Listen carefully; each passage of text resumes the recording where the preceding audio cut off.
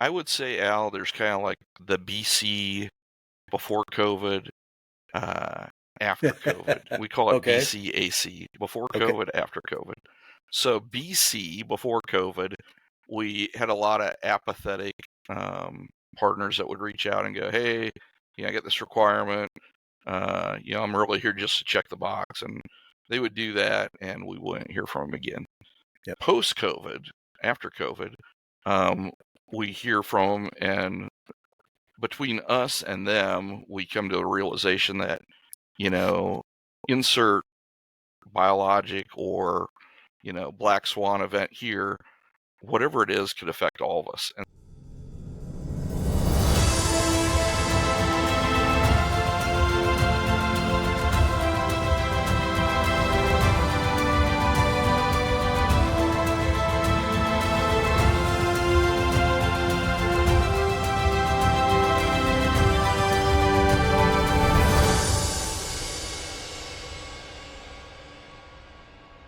Al, what time is it? Chris, I looked at the clock and it is again time for another Readiness Rewired Healthcare Preparedness podcast. Let's go.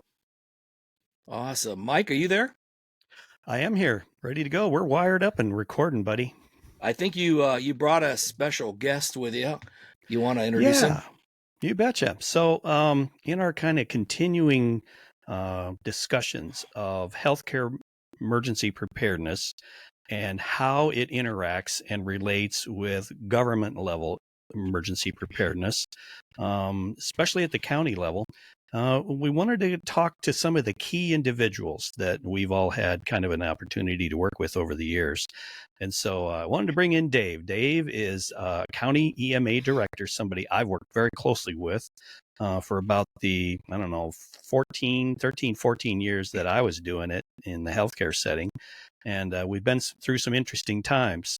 And so Dave will be a good example of how EMA has evolved and changed over the years, a lot of experience, and how he operates his agency. And as we're discovering, not all EMAs are equal. And so it's up to the individual, their experience, and their vision. So welcome, Dave. Thanks for joining us today, man. thanks for having me, guys. Can you hear me okay? Yeah, hear you good. Absolutely. Great. So if you could start, could you give us a little background to you? Yeah, so your background, your experience. Yeah, so I actually started straight out of high school. So back in '86, I took the EMT program, and little did I know I was going to be plugged into disaster stuff all throughout my career. So from '86 to '93, I worked in kind of a rural part of Iowa, southeast Iowa, and just got involved in a lot of disaster drills and seemed to always be the guy stuck teaching triage and mass casualty incident stuff in a rural, small level 5, level 4 hospital environment down in southeast Iowa. Then in '93, I moved up to the metro area and started living and working up here in the Cedar Rapids, Iowa City area. Worked up here since '93, and then again, the same plague struck me. I constantly was the guy doing special operations, special events, mass casualties, mass gatherings, and all that stuff. So apparently the script was wrote for me and I didn't know it. And then in 9/11 happened, and I was actually at a place called Mount Weather, Virginia, part of the federal government's continuity of operations. It's like the opening scene to Sum of All Fears, if you watch any of the Clancy movies. They talk about Mount Weather. And so I was out there for all hazards response to terrorist incidents was the course, all hazards response to terrorist incidents. And they kept the program going during 9/11, but it was very eye-opening. And then we had put in for a federal National Disaster Medical System DMAT team for Iowa. And of course, we got back and got notified we got the charter. And so I wound up being the team commander for that program, doing hurricanes and earthquakes and national security special events for 10 years, around all over the country and down to Haiti for the earthquake. And so that was a good experience. And then in '06, a county emergency manager I knew was getting ready to retire, and some folks approached me and said, hey, you ought to apply for that job. And so I really wasn't looking to get out of the paramedic field and get away from volunteer firefighting and part-time career firefighting, but I thought, okay, well, I'll give it a try. And I was a flight medic at the time and they said, "Oh, you should go do this. You're really good at it." And I'm like, "Okay, well, thanks for the accolades, but we'll give it a try." So I got hired in 2007, and Mike and I actually, and Chris, I think most of us, Chris for sure, and Mike and I knew each other from the EMS world before we knew each other from the emergency preparedness world. And then in '07, I became a county emergency manager here in Iowa, and been doing that ever since. Still keep my paramedic up, but rarely touch a patient. And then in 2011, got out of the National Disaster Medical System because we have 2 young kids and just not enough hours in the day to be jet setting all over on short notice. So that's kind of the background. And yeah, we've had a lot of Stafford Act disaster declarations here locally, and got to meet Al and work with you guys and the healthcare community, and really, just that all hazards multi-jurisdictional preparedness program. So Dave, to jump in, because I was at a meeting last week and I heard something a little new, or at least it struck me new, and maybe you can explain it. In Iowa, we call your group EMA, the Emergency Management Agency, and Correct. yet over in Illinois, they call it OEM, Office of Emergency Management. Is it the same thing in just different terminology, or is there a little bit of different twist? It is. It's politically how it's organized. So it's much like sheriff's departments and sheriff's offices. If you're a sheriff's office, you're typically you're an elected official, elected by the voters. If you're a sheriff's department, typically you're appointed as the sheriff, and it's a department of a county typically. With Office of Emergency Management, usually you're organizationally under either the governor or the local municipality, whatever that is. In Iowa, you're the Emergency Management Commission, which by Iowa code is a separate municipality. Even though it has the term county in it, we are not the county. We are county-wide. And in Texas, they do a lot of it under county judges. The judge is like the king of the county. In Iowa, 29C is what we're codified under, and so we report to the commission, which is the mayor of each city within the county, whichever county you reside in, and the sheriff, and one member of the board of supervisors. And they're a municipality, and so they're called the Emergency Management Commission. And so in Iowa, the operating arm, if you will, is the Emergency Management Agency that works for the commission. In some states, it's the Office of Emergency Management, and they work for a city administrator, a county administrator, or the governor. Like in New Orleans in Louisiana, it's GOSHEP, Governor's Office of Homeland Security and Emergency Preparedness. So it's just how they organize it. We all do pretty much the same thing. We all have some varying level of Homeland Security duty, even though not all of our titles reflect a Homeland Security nuance.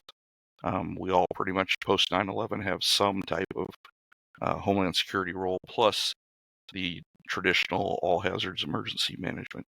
So that's a long-winded answer. Apologies. No, it's great because we had your buddy Brian Payne on, and Brian went through some of the stuff, but I heard the OEM term after we had Brian on, and it was at a meeting over in Illinois. So thanks for kind of clarifying that.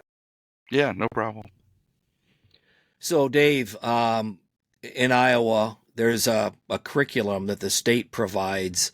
I think it's spread out over a year. Was there 4 or 6 sessions that most folks take? Yeah. Iowa provides Iowa Certified Emergency Manager Certificate. It's run in partnership with the State of Iowa Homeland Security Emergency Management Division and the Iowa Emergency Management Association, which is, kind of a fraternal professional organization. So they put the curriculum together. We host multiple sessions. We used to do it all in a marathon session over like 2-3 days, and that was just too much to consume. It was drinking from the fire hose. So now we break it out into one-day sessions over several months, and you take that, and then you have a position task book to sign off on to make sure you understand how to operationalize the stuff you learned in the didactic portion, and then at the end of it, you get credential as an Iowa Certified Emergency Manager, and then there's a international program similar to it, run by the International Association of Emergency Managers. It does the same thing, but you actually sit for a written test as well. Awesome. Yeah. So you work with a lot. Obviously, the nature of your work is a lot of interdependencies with other agencies within the county, and a lot of those are probably new, either newly appointed, promoted, or demoted to that position. How do you orient somebody that comes in that, say, they're with a nursing home and they're, hey, we're supposed to be reaching out for something, can you fill us in? They don't have that same kind of educational piece there. What? It's trying to meet people on their level, and it's kind of like patient assessment. when you first meet somebody, sometimes they don't even really know what they're asking for. We had an interesting one from a private practice plastic surgery business, I think it was a week ago, and they said, hey, we've got this requirement by CMS that we participate in disaster-related stuff. How can I plug in? And didn't even really understand what she was asking for, but knew that she was given this federally required mandate to be involved. And I said, well, here's how you would really plug in, and tried to make it so it was more unique to a disaster that would happen involving either their practice or like a COVID, global pandemic thing where it would affect entire swaths of life, no matter what career you're in. And so I explained that. So it's really meeting people at their level and trying to understand what their needs are, what we can help them with, and then, trying to fit them in. Because if you try and provide them too much information, it's just completely overwhelming to them. No doubt. So did you, obviously they reach out to you locally, which makes good sense. Do you then pass them on, make them aware of this whole coalition thing that's going on right now and supposedly is getting more solidified? We had kind of a rocky start to that here in Iowa back in 2012 and further on.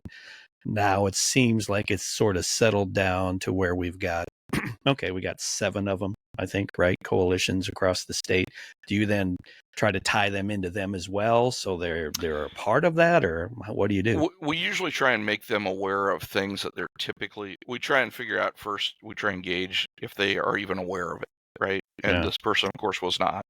This was an other duty as assigned at a local plastic surgeon's office, and they, other duties as assigned. So we explained to them what was available, what coalitions, healthcare coalitions, what programs, what disaster drills we have going, what we do and don't do. A lot of them think, well, we're going to write their plans for them. That's not the reality at all. And you don't want me writing your plan, because I'm going to make planning assumptions that aren't accurate. I don't know what your staffing is, or your staff's expertise, or your bandwidth to do anything is. So we're going to provide them guidance and help review their product. And so we did that. We said, here's the venues that you can seek more information. Here's the opportunities for training. Here's the opportunities for exercises. And, gauge your willingness to be involved. And so I, provided that information. Haven't heard back from yet. Basically, they were looking for a letter to check a box. Check a box. Boy, where have we had that? We've heard that lately, guys. We have. We've heard that quite a bit. But this seems to be a topic of discussion in our groups about what have we evolved into, thanks to Joint Commission, CMS, whatever. Yeah. Have we evolved into check boxes? That's what we do. Are we really effective? Because, like you say, a lot of these people, and it's true with hospitals too, right? Especially small hospitals that are people wearing multiple hats. You got the head nurse in the ER who is also emergency preparedness, or, maybe the safety and security person who's also parking and patient, relations is also now emergency preparedness, and wearing that hat every once in a while. It's like, okay, what kind of time do they have to really do a good job? All they're going to do is they're going to say, okay, my boss has just handed me this checklist. I got to make this happen. You know.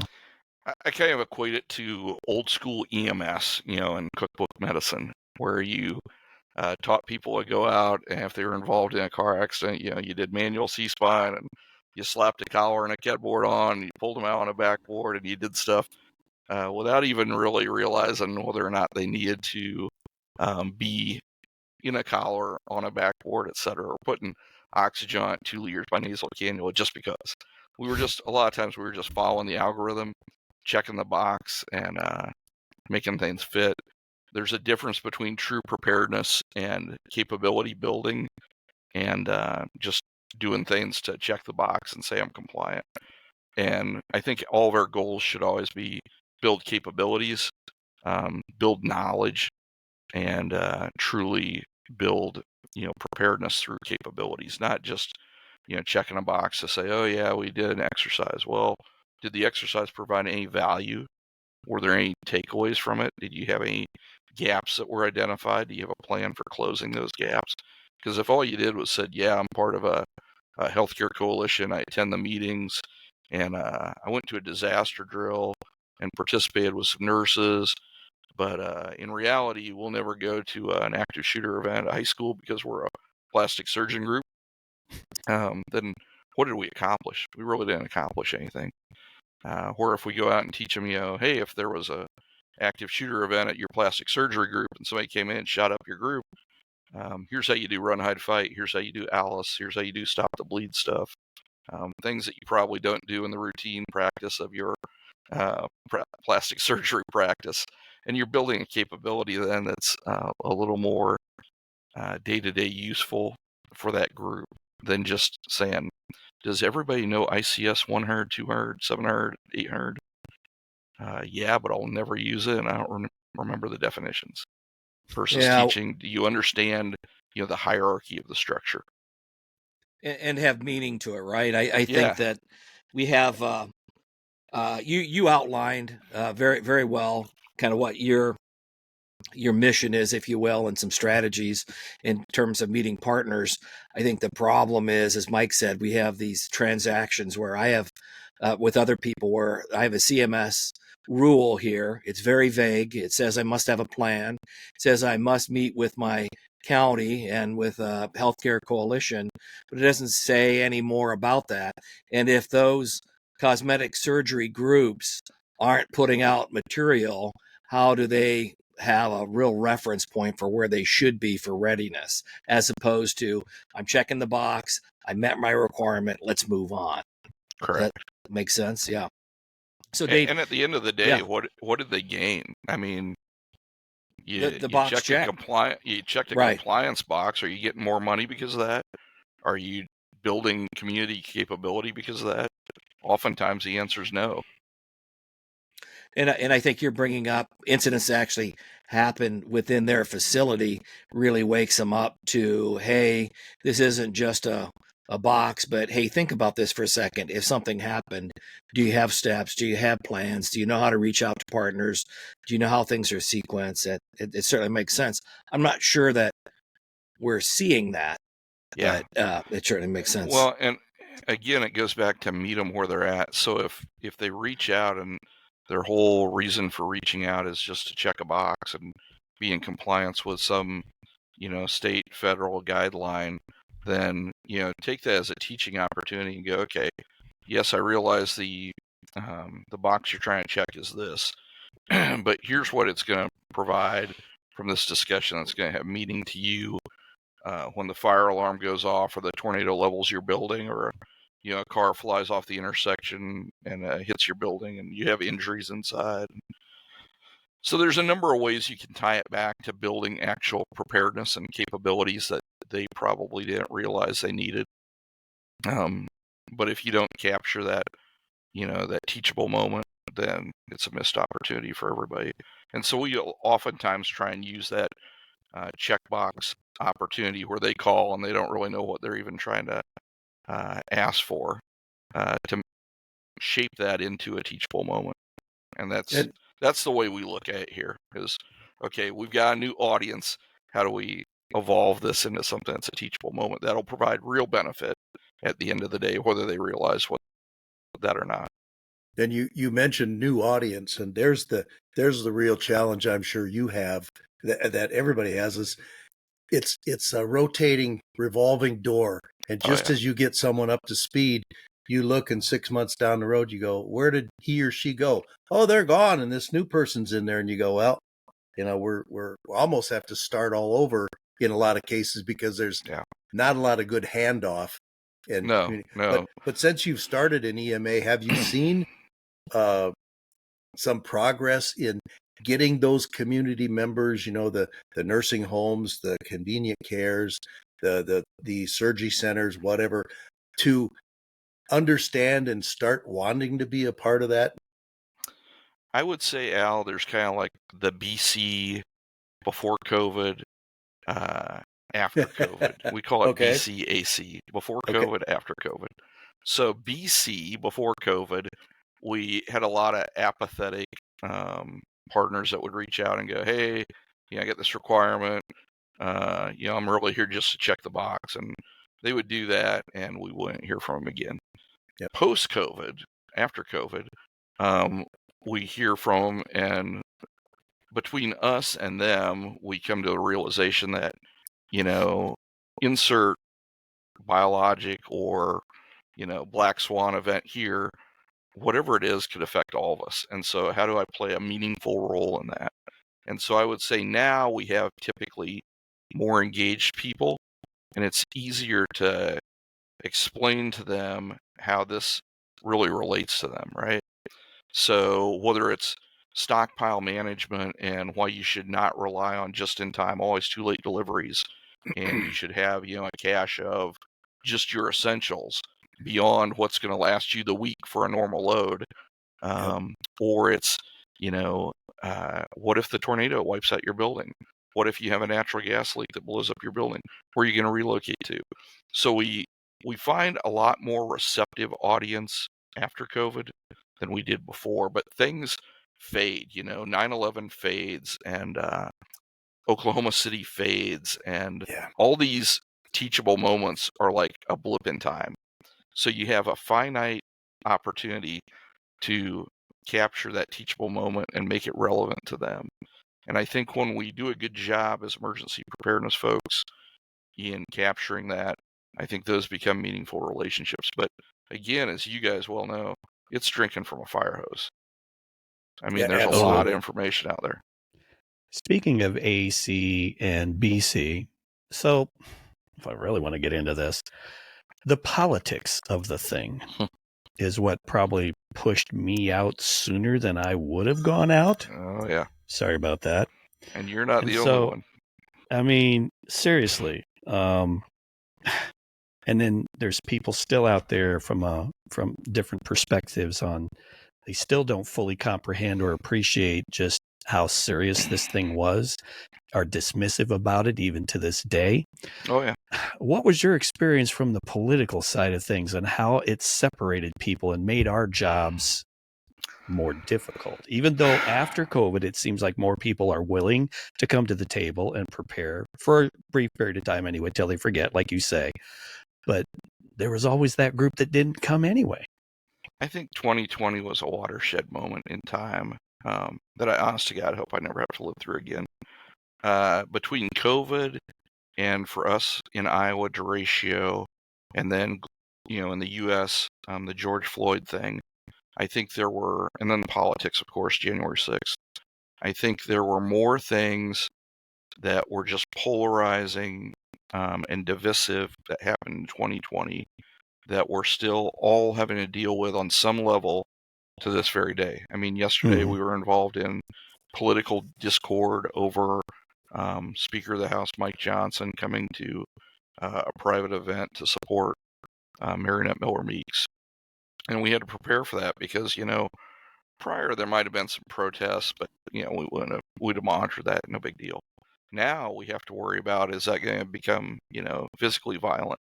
Is that going to provide an opportunity for, a soft target intrusion with a vehicle or, gunplay or physical assault? With the COVID thing, you've got still to this day COVID disbelievers. I mean, it's interesting. The folks that protest now the ones that are kind of professional protesters, they all wear their COVID masks. They all wear some type of isolation mask. And I think, are you really worried about that, or are you just trying to conceal your identity? And who are you kidding? I mean, come on. You weren't worried about COVID before, but it's a convenient reason to wear a mask in public now. But you're the same guy that'll go to a bar and, think nothing of it, or a concert. So the political divisiveness that we saw just related to COVID alone, I was really shocked at. I mean, it was an opportunity for leaders to really lead, and that's what the general public needed, was people that were going to be calm, reassuring, practical voices of how do we get through this, because we'll get through it. We get through everything. It's just a matter of providing calm reassurance and guidance to people on how they do that. And, sadly, almost all disasters take on a political spin where some special interest group decides to make it an opportunity to make it about themselves and make it divisive. And I think that's incredibly narcissistic and unfortunate. I mean, we're supposed to be in public service and public safety to help people. And oftentimes I find politicians just do things that hurt people. And I think that's really tragic. Yeah, it seems like we've had our share of those things around here. I think back to the 2008 flood, man. Boy. Absolutely. I was on the job about 3 months when that hit. And boy, what a way to start. But like you say, look at the stuff we've seen since. Even getting hit with, the specter of, remember when Ebola came to be such a big deal in 2014? That didn't affect very many people directly. There weren't that many patients, but H1N1. H1N1 before that. Yeah. That one was more of an issue, but H1N1 was a biggie. It was nowhere near as political as this last one, right? No. H1N1, I remember, God, working with you folks, working with the county, working with public health, and all the vaccine was coming into the public health entity, and it was up to them to make sure it gets out to the people who can take it into the arms, right? Yep. And I remember every drop of H1N1 vaccine that came in and came to our system went through me and interacting with public health. And I remember it was a point where they wanted to give us armed security because they were worried about people rolling us for the vaccine. It was in such demand. People wanted it so bad, right? But boy, look what happened with this last one. It's crazy, Yeah. And you're right. Each one of these things that has happened has had its own sort of specter of weirdness to it. I just, wow. It just even in the COVID vaccine rollout, we very clearly had what I thought was pretty good rational decision making on how we were going to roll out vaccine and how that was going to play out. And we had people that were, running their own angles on how to, get moved into a higher group. And it's like, come on. Triage is doing the most good for the most people, right?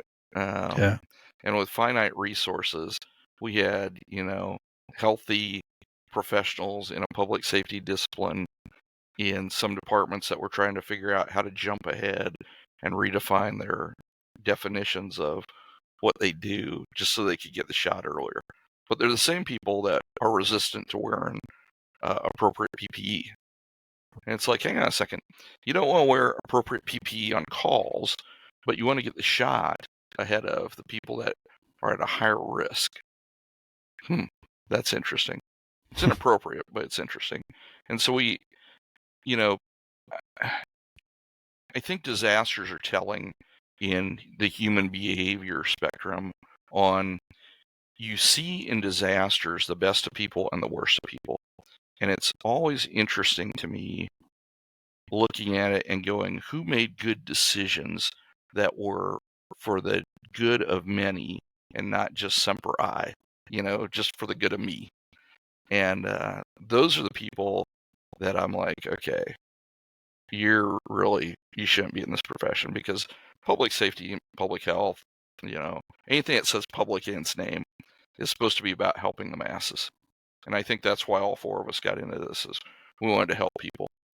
And sadly, what you see after COVID is a lot of the people that got out or getting out because they just are like, I'm tired of helping people. They don't appreciate it. They're running their own angle, they're running their own game, and they feel burnout and they feel like they're not effective anymore. And that's really tragic because a lot of people I know are very good people and they really have the public's welfare at heart. But the politics and the semper I's, I call them, always me. Those people are really just frying the good people. And what's amazing too, Dave, and you kind of talked about it, is a lot of people don't understand emergency preparedness, but a lot of people don't understand the EMA role that is important in the county. And a lot of times when nothing's going on, you are behind the scenes, and it's like, what do those guys do? Do we really need them? And Yeah. some people are questioning, and it's like, no, there's a lot going on, even in the good times. I know you guys have a lot of things going on, and that's I think you're bringing to light some of those things, because not all of our listeners understand preparedness or understand the roles of EMA or other components that don't get a light shined on them all the time. Well, it's the same way for public health emergency preparedness and hospital emergency preparedness. They go, what do those guys do just day to day? I had a cop the other day ask me, we were at the gas pumps and fueling up on Saturday night. I was like, after dark, and he's like, why are you in? And I'm like, so I'm having to explain to him at the gas pumps what we do and why I'm in working, on a Saturday night while my senior high school kid is at prom, and I'm supposed to be, there for this, important life moment, and I'm in here, babysitting storm watch. So it's interesting that people think, oh, we really don't need emergency managers, we don't need emergency preparedness folks. There's a ton of stuff that goes on behind the scenes that people don't see and they don't understand or realize until it happens. And insert problem here, whether it's H1N1, Ebola, a natural disaster, somebody that loses it and shoots up a place, any of those hazards, the response component does not just magically happen. It just doesn't. There's a ton of preparedness that goes in, whether it's teaching people organizational skills like ICS and how to bring multi-agencies together to effect an effective response, or it's the equipment you need to prepare for it, or the volunteer groups and how to organize them. I mean, managing, when people say, tell me in 5 seconds what you do, I'm like, okay. The easiest one-liner I can say is emergency preparedness folks, emergency management folks manage complexity. That is what we do on a day-to-day basis. We manage complexity, whether it's risk management and that of a public health outbreak, or it's risk management and response to a natural disaster. Those are all incredibly complex events that we have to manage. And it's everything from the logistical tools to the plans to the organizational structure to the recovery. We've got so many different irons in the fire at my two-man shop right now, I can't even count them. We're doing everything from dealing with school threats and active shooter response and threat mitigation, threat assessment at schools, to planning weather events, to planning the response to political discord. And then, oh, by the way, we still have to make sure that we've got a good PPE cache for the next Ebola, H1N1, COVID, or whatever. So these are just really incredibly daunting jobs that people don't understand. Mm-hmm. And they think, well, if we don't understand it, it can't be that important. When I dial 911, the emergency manager doesn't show up at my door. Well, you're right, he doesn't. But if your entire city gets leveled, he shows up and he brings a whole bunch of friends. Because, it's me and Travis here. And but I know a guy, right? And we've got a lot of stuff. And so we're the gatekeeper to all these interdependencies, and we're the gatekeeper of all these relationships public-private partnerships, healthcare. There are so many different organizations that we deal with. I can't even list them all. Whether it's a church group or a volunteer group that just, organized after the last disaster, to, you guys that we deal with all the time in the healthcare industry.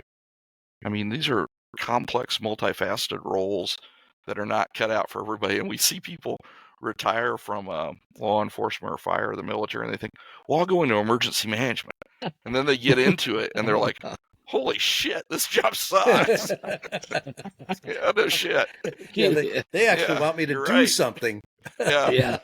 You wonder why we're all on blood pressure medicine. Yeah. Absolutely true. One of the things that we've been trying to highlight is one emergency management agency or group over the next one. Everybody's different, right? They are. Everybody runs their shop different. Everybody has built different capabilities. Yeah. Where do you think you guys sit for what you've done and what you've created here in this area? How would you compare and contrast your shop and the way you run it and what you've created, and compare and contrast it to others? I mean, we're not going to name names or anything, but clearly, it's a larger entity. It's a larger population base, and you maybe have had more resources and things to work with, but you also got more headaches because there's more pieces that you have to toy around with. So I would agree.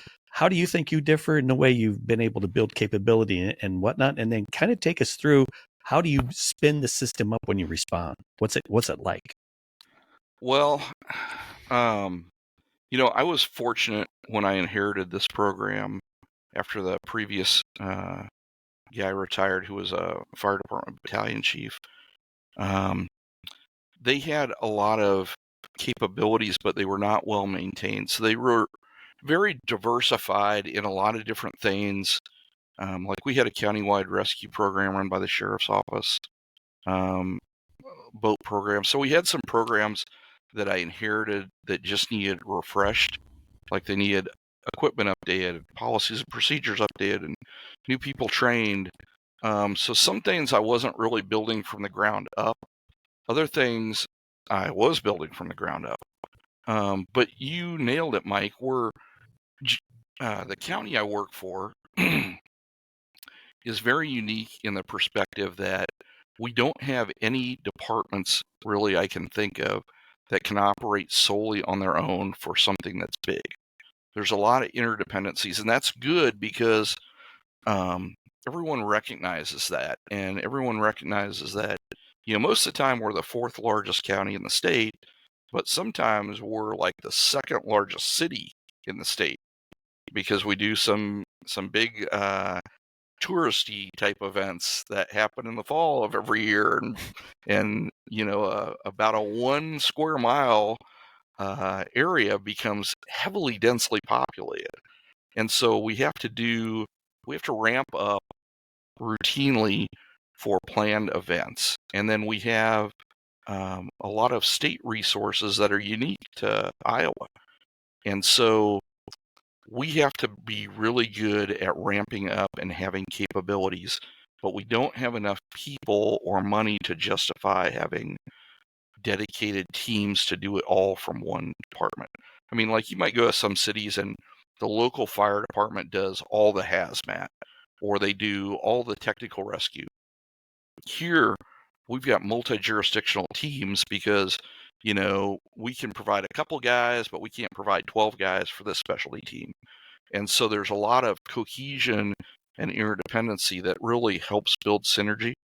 And I like that. I like working here because the politicians actually realize that when it all goes sideways, it goes bad very quick, and that it looks bad for them if we don't have a good response and a rapid response. So they empower me to work with the people I need to work with, and they fund me to do the job we need to do to be prepared. And they like the fact that we're not tasking any one municipality to take on the financial burden and the personnel burden. So I'm very fortunate in that realm. And I'm not good at sitting at a desk. I hate it. It's the worst part of my job. So it allows me to interconnect with people where they are. Like, I routinely go to the hospital and deal with the folks at the hospitals, and we've got 3, soon to be 4 hospitals in this county, and a couple rehab hospitals, and routinely interact with public works folks.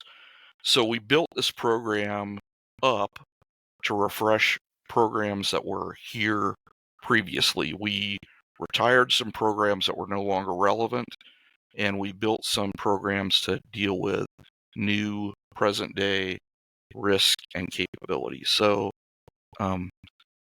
information's kind of power, and I try and take the strategy of sharing information so that people feel like they're a part of the solution and that they understand what our capabilities are and what our capabilities are not, and how we're going to solve those gaps when we just don't have the capability to do whatever the problem is. I think how that's different from a little county, and I grew up in a little county, is that you need to be able to help your neighbor out. And so some of these counties, I think Al was talking earlier, you might wear 5 or 6 hats. You're the investigator for a small town police department. You're the emergency manager. Oh, you're also the ambulance director and the fire chief, and you're a Rotarian. Oh, and by the way, you're a dad and a husband. Holy crap, that's a lot of jobs with a lot of big responsibilities. Up here, we've got more people who wear those hats. And so when the small town guy that's got 7 hats on needs to reach out to get help, whether it's a tornado or whatever, we try and be the good neighbor that comes out and helps them, because when it's our turn, we might very well say, hey, can you send me this really cool tree trimming service that you guys developed that goes out and takes down trees off houses on private property, which we're not allowed to do, right? We can't go on private property. We can do it when it's at the curbside in the public right of way, but I can't go take a tree off Mike's house. But this other little county has this group, which is predominantly church folks, and they've got a trailer full of chainsaws and expertise. And so you can come help me out for this event that I have a really unique need for. And then when you have flooding, I'm going to bring you all my HESCO and all my filled sandbags, barriers. and I'm going to rotate that stock, and then we're going to bill that off to the Stafford Act disaster declaration. We're going to replenish our supply, and I've helped you out spot in time, because otherwise, if you call the company, you'll get that HESCO in 7 days, and your flood will be over in 4 days. So it really is no benefit. So I think relationship building is really important. Mm-hmm.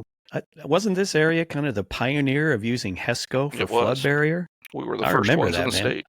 Yep, I remember that was come up with in the EOC when we were down there in 2008, and I threw that back at my administration, and they're like, what is that stuff? Never heard of it. Blah, blah, blah, blah. And credit to at the time, it was one of the Mercy bigwigs, Mercy, Iowa City's, I forget what his title was. I want to say his name was Glenn. He was in our EOC, was assigned to our EOC, but he was also a ranking officer, like a colonel or something in the Iowa National Guard.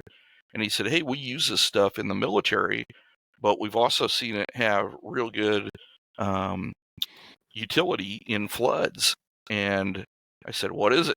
And so they brought some in and set it up in a parking lot right by our sheriff's office and did a demo, and you and Bruce were there. And then we kind of went back and pitched it to a bunch of people. And what we found was the places we put it up, it was incredibly effective. Heck yes. And a lot less laborious, required a lot less human resources. Than sandbags. Than sandbags, yeah. And the areas that we had sandbags, we were just tired with sore backs and everything got wet. And the areas with HESCO were like, hey, we did all that with heavy equipment and like 5 guys, and that all stayed dry. And so, we've really embraced that over the years. Matter of fact, we just had a training a couple weeks ago on the HESCO and the quick levee builder that we bought back in 2008, and a bunch of those things that we, don't use very often anymore, but we loan out an incredible amount of time to the people on the Missouri River and the Mississippi River. Hey, Dave, with all the stuff that you have and you need to maintain proficiency on it, and then also things like planning cycles and disaster drills and all, can you paint at least in broad strokes kind of what your, like, say your year or a year would be? Sure. Yeah. So typically in the fall, we're looking at training and budgeting. So usually October, November, December, we're doing grant budgeting, county, state, local budgeting, and going to training. And then usually in the January, February, March, we typically will be doing plan reviews, meeting with people, getting together and updating plans. And usually that'll bleed over a little bit into the right now period, the April, May, June, and we'll finish those. We're required by code to submit 25, basically a quarter, 5% of our plans every year. There's 15 ESFs plus a base plan, and then a lot of us have a FEMA-approved mitigation plan. So every year we're taking on a prescribed amount of those plans that we're required to review and update. So when we do that, it gives us an opportunity to meet with our partners, see what gaps they have, what capabilities they've developed throughout the previous 12 months, or a couple of years, depending. We only touch certain plans every so often. ESF 10, which is hazmat, we're required to touch every year, oddly, even though that doesn't change that much. And then during the summer, we're typically doing exercises. This summer, we're doing active shooter drills. Usually that's about every 3 years we do a full-scale active shooter drill. We do tabletops all the time, and those are kind of sprinkled throughout the 12-month calendar. They don't take up a ton of time to plan, so usually we'll do one tabletop a quarter, and then we'll do one full-scale exercise a year, multi-agency, multidiscipline. Over the summer, a lot of times we get hit with a real-world response, so we kind of keep that our downtime to get in vacations, kind of prepare equipment, maintain equipment, do response to weather events, typically, whether it's floods or tornadoes, things of that nature. And that's kind of our equipment refresh, if you will, guys. So we're, preparing all of our equipment. And then any more in the winter, we're having some responses as well with ice storms and blizzards. And so typically we kind of evolve to where we've got 2 periods where we're maintaining proficiency. In the fall, October, November, we're maintaining the gear for winter response. Our ATVs, our snowmobiles, things with tracks, winches, plan reviews for plow operations, etc. So that's kind of a high-level view of it. So not much on the calendar through the year. Yeah. How do we get him away to come and do this with us? How did we get his time, man? So today was supposed to be a day off, but it wasn't. I worked Saturday for the storms that were in. That was an 8-hour adventure. And then, the political thing was Sunday, and that wound up being, an 11 a.m. to 11 p.m. thing. And then today, of course, was tear down from all that. So even though I was going to take a knee, I just said, well, I'm going to keep it light. I'm going to do this podcast. We're going to do the tear down from the special event. But then, like, tomorrow, we're off for National Weather Service training in the Quad Cities. So wow, I'd love going there for training. I remember when they used to bring us over too, and I just loved interaction with those guys. And I still, the guys there's at least 1 or 2 of them left that I still remember and interact with, Mhm. and they still let me have access to Slack and stuff. So I try to help out your local amateur radio guys. Yeah, you're part of the amateur radio group, and they're an incredibly important group that there's 2 clubs here, one that we sponsor and one that is a city club countywide, and we don't really sponsor, but they both play together during severe weather events. And, they're very helpful for us on the Weather Service, providing, real-time boots on the ground information, situational awareness. Yeah, man, that's good. Very helpful. I'm the one who feeds all the reports into NWS after they radio them in and stuff. So it's still fun to still be involved in that kind of stuff, Absolutely. Yeah, we've always got something going on. It's kind of what period of the response cycle are we in? Are we in the preparedness mode? Are we in the mitigation mode? Are we doing response, recovery? It's there's all these different phases, and it's on a big circle. If you look at the FEMA circles, Planting P and all that and the shit. planning Ps and the preparedness, mitigation, readiness, response. And I said there was always a fifth one, and that's situational awareness and surveillance. You're always watching for something. That never changes. So I've always added that one when I've educated our staff. It's like we're always watching, we're always surveilling. I think you got to watch for stuff. FEMA added prevention as the fifth one, and that kind of fits in there some, Mike, with the situational awareness. Hey, Dave. Yeah, we do this. Yeah. Sorry, I was just going to say, no. I mean, we'd be respectful of your time, so kind of do the last round of questions if that's okay, and then if we need to get back with you again. But if you had something you wanted to say, go ahead and say it. I was just going to say, we look at it now as prevent, prepare, respond, recover, and mitigate. That's kind of the phases we look at things at now, and we look at things more as lifelines, community lifelines, and what's going on with those community lifelines. Are there any anomalies? Is everything green, or is something in the caution mode, or is something in red flashing lights and it's in trouble? So to Mike's point, situational awareness, hospitals, healthcare should be reaching out if there's some trouble they're experiencing, and at least dropping a line to county emergency management so they understand that something's in play, whether you have to be actively involved or not. Huh? Absolutely. Yeah, and I mean, Chris, it could be as simple as their morgue fridges went down. We have just stuff like that happen, where it's not a huge event, but hey, if your morgue fridge is down and you don't have a place to put decedents, that's a problem. And so reach out to your emergency manager and we can help solve some of those problems. Yeah. So what we've always been saying, it's like, if the healthcare emergency preparedness person doesn't know their county EMA director and isn't in their speed dial in their cell phone, right? And you should be interacting with them, and they should be like one of your best buddies because you need to know them. The funny thing I tell people all the time is they need to be on your favorites list, because at 3 a.m. their call needs to actually wake you up. So while you've got your phone's do not disturb mode, if they're not saved to your favorites and the hospital caught on fire at 3 a.m. and they can't get a hold of you, that's a problem. Excellent. Definitely saved as a favorite. Sorry. Al, anything else? Well, I was just going to say, great conversation, Dave, and you would make one of my former bosses really happy with your stories of, your Saturday, Sunday events, because my boss used to tell me, he says, I only expect you to work half days, and you pick whatever time, 6 a.m. to 6 p.m., 7 a.m. to 7 p.m., and he said, that's a half a day. You work that for me and you're happy. So I think you're doing a great job filling that role, and kudos to you and Travis and the team out there, because I know you're doing a great job. We interact with you a lot from my area, and it's been good.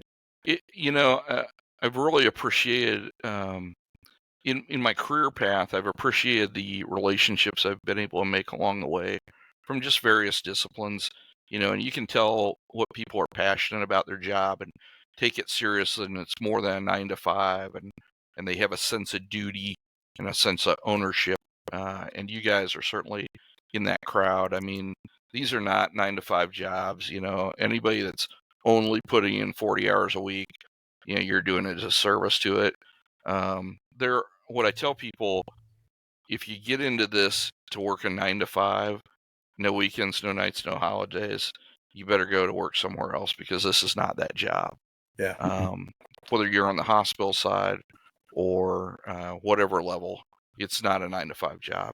So are you saying disasters don't just happen between 9 to 5, Monday through Friday? I know. Wow. And what a lot of people don't get is that they are very unusual hours. And so people will commonly say, well, God, when do you ever sleep? You sent me a thing at 3 a.m.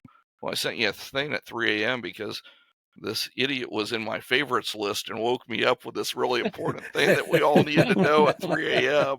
Or the dog woke me up to go outside at 3 a.m. and I skimmed my email and went, oh man, this is important. People need to know that we need to get plows and sanders on trucks, because at midnight, when we sent out the last report, the Weather Service was like, "Oh, it's going to be fine. You're just going to get rain." And now Yeah. at the 4 a.m. report, it's like, "Oh crap! It's a sheet of it's ice. shifted, and it's going to be a sheet of ice and a bunch of snow." And so you got to wake up the plow guys to put the sanders and the plow equipment back on. So yeah, these are wildly unpredictable jobs, and the people that sign up for these jobs often don't realize the demands that come with the job. And so kudos to anybody that does this job more than 5 years, because they're very high stress, very demanding jobs. Not all the time, but it's certainly not an office job. And anybody that thinks it's an office job, you're in for a rude awakening. Amen. Mike, last comments, thoughts? Well, Dave, sure appreciate your time. Thanks for coming in to talk to us old guys who are now retired, and we hope to get you back again because you got a lot more to offer. I know I got that for a 5 fact. years, and then I'll be one of you old guys that's retired. So the countdown is kind of on. All right, we'll try to get you before that, man. All right. Yeah. Hey, to our audience out there, remember our email address. We are readiness.rewired@gmail.com. We want to hear from you. Don't forget, click that subscribe button, ring that bell so you know when we post something new in the video world. And hey, give us some feedback. We want to know if we're helping you or if you think we suck. Either way, we want to hear from you, and we hope you come back and see us again. We're still around.